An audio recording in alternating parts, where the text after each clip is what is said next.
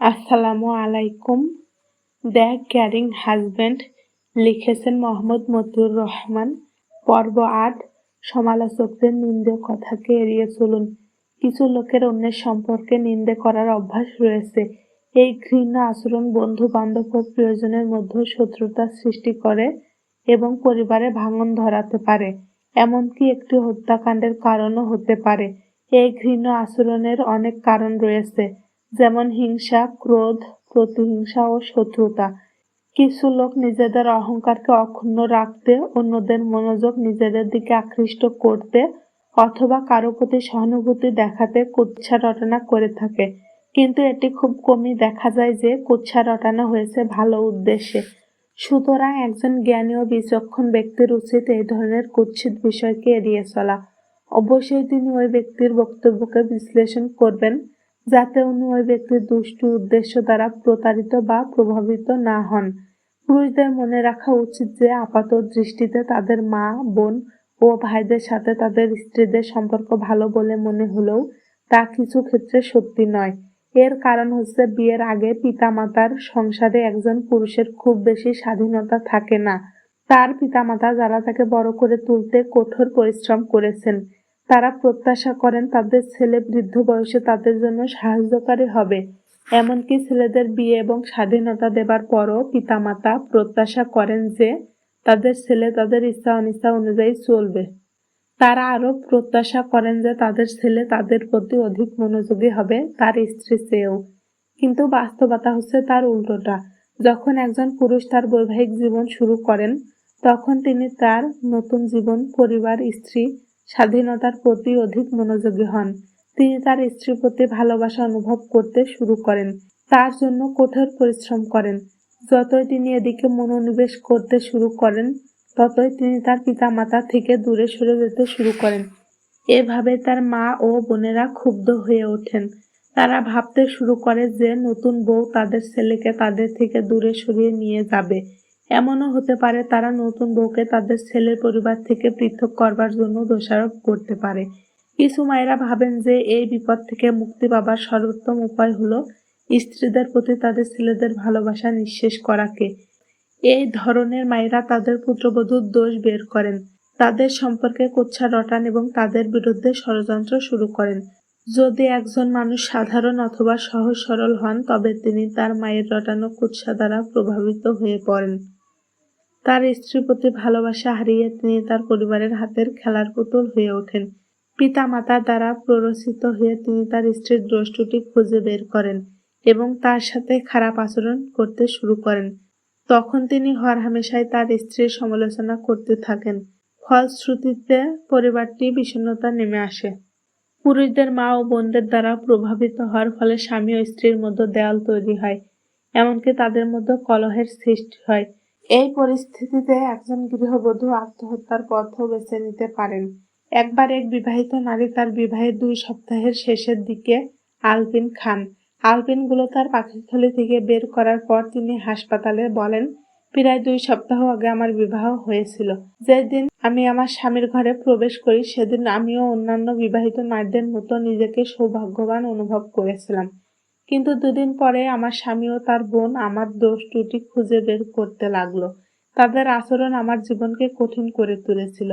অবশেষে আমি নিজেকে হত্যা করার সিদ্ধান্ত নিয়েছিলাম এবং কিছু আলপিন খাই। আরেকটি ঘটনা, এক নারী তার স্বামীর ভাইদের কটু কথায় ভীষণ অপমানিত হয়। সেই অপমান সহ্য করতে না পেরে সে নিজের শরীরে আগুন লাগিয়ে দেয় এবং মারাত্মকভাবে দগ্ধ হওয়ার পর তার মৃত্যু হয়। এখানে একজন নতুন বিবাহিত নারী তার শাশুড়ি এবং স্বামীর ভাইদের মন্দ আচরণের দ্বারা এতটাই কষ্ট পেয়েছিলেন যে সে নিজেকে আগুনে পুড়িয়ে হত্যা করে। সুতরাং মা, বোন ও দেবরের সমালোচনা, মন্দ আচরণ এবং নিন্দীয় ভাষা খুবই ক্ষতিকর হতে পারে এবং তাই একজন পুরুষদের তাদের সম্পর্কে সচেতন থাকতে হবে। অবশ্যই লোকদের মুখ বন্ধ করা সম্ভব নয়, তবে তাদের বস্তুনিষ্ঠ আলোচনা করার জন্য অনুপ্রাণিত করা সম্ভব। একজন পুরুষকে তার স্ত্রীর সম্পর্কে তার মা ও বোনের করা সমালোচনার ব্যাপারে সতর্ক থাকতে হবে, কেননা তারা অনেক ক্ষেত্রে সহানুভূতি ও ভালো উদ্দেশ্য থেকে এই ধরনের সমালোচনা করেন না, বরং হিংসা, শত্রুতা ও স্বার্থপরতা থেকে করে। তাকে অবশ্যই মনে রাখতে হবে যে যখন সে তার স্ত্রীর অনেক কাছে চলে আসে তখন তার পরিবার তার স্ত্রীকে তাদের শত্রু এবং তাদের ছেলের দখলদার হিসেবে বিবেচনা করতে পারে। ফলশ্রুতিতে তারা স্বামী ও স্ত্রীর মধ্যে ভালোবাসা যাতে বৃদ্ধি না পায় তার উপায় খুঁজে বেড়ায়। প্রিয় জনাব, সংক্ষেপে বলতে গেলে এই ধরনের মা-বোনেরা এবং ভাইয়েরা আপনার সুখ নিয়ে চিন্তিত নয়, বরং তারা নিজেদের স্বার্থ নিয়ে উদ্বিগ্ন। যদি তারা আপনার সুখ নিয়ে চিন্তিত থাকত তবে তারা ভিন্ন কিছু করত। এটি খুবই আশ্চর্যের ব্যাপার যে পিতামাতার যে নারীর সাথে তার ছেলের বিয়ে দেন তার সম্পর্কে বিয়ের আগে ভূয়সী প্রশংসা করেন, কিন্তু একবার তাদের ছেলে সেই নারীকে বিয়ে করার পর তারা সম্পূর্ণ বিপরীত আচরণ করেন। জনাব, প্রতারিত হবেন না। আপনার পরিবার আপনার স্ত্রীর বিরুদ্ধে যে দোষ ত্রুটিগুলো উল্লেখ করেছে সেগুলো প্রাসঙ্গিক নন। এমনকি সেগুলো যদি তুচ্ছ ভুল হয়েও থাকে তবে মনে রাখবেন যে কেউই ভুলের ঊর্ধ্বে নয়। যাই হোক, আপনার মা বোন অথবা যারা আপনার স্ত্রীর সমালোচনা করেন তারা কি ভুলের ঊর্ধ্বে? তাদের মন্দ কথায় মনোযোগ দিয়ে আপনি আপনার পারিবারিক জীবনে বিরূপ প্রভাব ফেলছেন। এমনকি আপনি এই অশান্তি থেকে মুক্তি পেতে বিবাহ বিচ্ছেদের আশ্রয় নিতে পারেন, যা আপনার মানসিক ও অর্থনৈতিক ক্ষতির কারণ হবে। পুনরায় বিবাহ করা সহজ না, এমনকি আপনি যদি অন্য নারীকে বিবাহ করেন স্পষ্টতই আপনি বলতে পারছেন না তিনি আপনার আগের স্ত্রীর চেয়ে ভালো হবেন। আবার আপনি কিভাবে নিশ্চিত হন আপনার পরিবার তার সাথে আপনার আগের স্ত্রীর মতো আচরণ করবে না? আপনার মা বোন এবং অন্যদের জানানো উচিত যে আপনি আপনার স্ত্রীকে আপনার জন্য উপযুক্ত বলে মনে করেন এবং তাকে ভালোবাসেন। আপনাকে অবশ্যই তাদেরকে জানিয়ে দিতে হবে যে তাদের উচিত আপনার স্ত্রীর সম্পর্কে কটু কথা বলা বন্ধ করা। যখন তারা আপনার দৃঢ় মনোভাব বুঝতে পারবে তখন তারা আপনাকে আর প্রভাবিত করার চেষ্টা করবে না এবং হয়তোবা আপনিও আপনার স্ত্রীর শান্তি খুঁজে পাবেন। কিন্তু দুর্ভাগ্যক্রমে কিছু মায়েরা ও বোনেরা সহজে হাল ছেড়ে দেয় না এবং আশ্রয় নেয় জঘন্য অভিযোগের। সমস্যাটা এতটাই মারাত্মক হয়ে ওঠে যে একজন ব্যক্তি তার মায়ের কথাই তার স্ত্রীকে তালাক অথবা খুন করতে পারে। এক নবদম্পতি তাদের বিবাহ বিচ্ছেদের আবেদন আদালতে নিয়ে গিয়েছিল। লোকটি আদালতে বলেছিল, আমার স্ত্রী খুলনায় বসবাসরত আমার ভাইকে প্রেমের চিঠি লেখেন। গত রাতে আমি তার কয়েকটি চিঠি পেয়েছি। তার স্ত্রী কাঁদতে কাঁদতে বলেছিল, আমার শাশুড়ি এবং আমার ননদ আমাকে পছন্দ করেন না এবং ক্রমাগত আমার দোষ-ত্রুটি ধরায় ব্যস্ত থাকেন, কিন্তু তাদের ওই দুষ্ট কাজগুলো আমার স্বামীকে প্রভাবিত করতে পারেনি।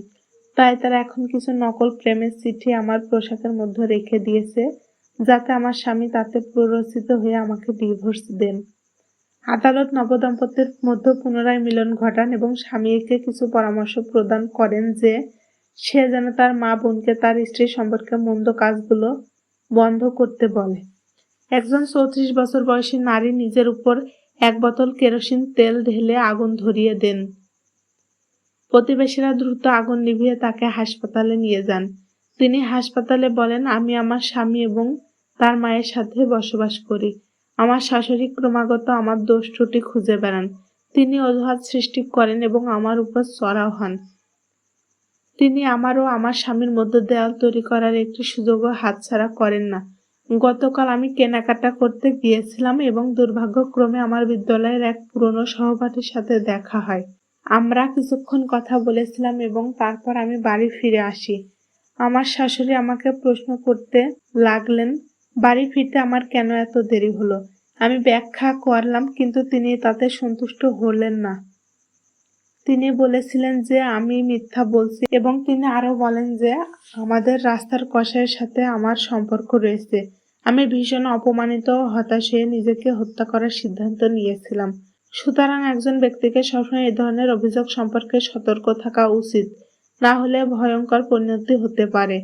তার উচিত অভিযোগগুলো সম্পর্কে ভালোভাবে অনুসন্ধান করা এবং অন্ধভাবে কোনো সিদ্ধান্তে না আসা। অবশ্যই একজন পিতামাতা তাদের সন্তানদের লালন পালন করতে অনেক পরিশ্রম ও দুর্ভোগ সহ্য করেন। এভাবেই সন্তানরা তাদের পিতামাতার সকল আশার কেন্দ্রবিন্দুতে পরিণত হয়। তারা প্রত্যাশা করেন তাদের সন্তানরা বৃদ্ধ বয়সে তাদের সাহায্যকারী হবে এবং তাদের প্রত্যাশা অবশ্যই যৌক্তিক।